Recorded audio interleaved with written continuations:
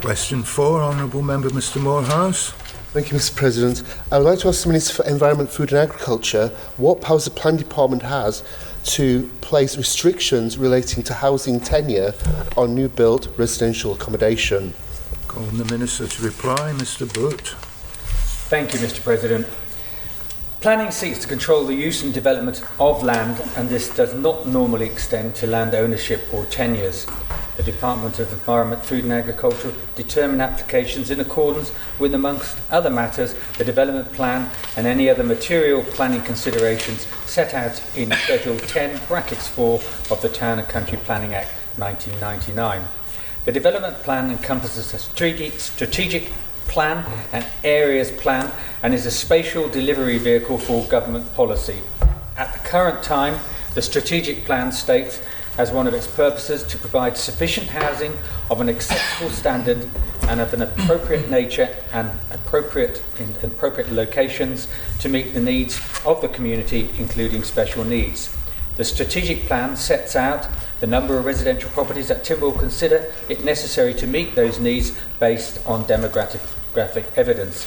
Development plans in the past have avoided being too prescriptive in terms of housing type or tenure, as this could inadvertently inhibit development and complicate the planning process.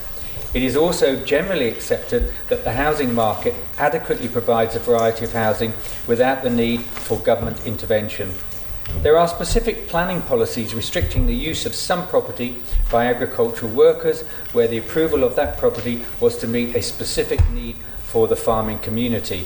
There are also specific planning policies relating to the provision of affordable housing which is secured through legal agreement under Section 13. To conclude, the Department has no other planning power to place restrictions in relation to sale or tenure of any property. Supplementary, Mr Moorhouse. Thank you, Mr President, and thank you, Minister. The best bit of your answer was the bit towards the end where you focused on the Section 13 regulations. In terms of that, they're fantastic for first-time buyers. The problem is, though, that when people are wanting to buy their second home, there's more competition. There's people wanting to buy homes to rent out. There are people who want to buy their own house in a local area. Has the department actually considered the possibility of having some of these second homes people buying as their second place to live in, having some form of protection under the Section 13 regulations? Thank you. Minister to reply. Thank you, Mr President. Section 13 is a mechanism that is used commonly with larger developments to secure affordable and social housing mixes.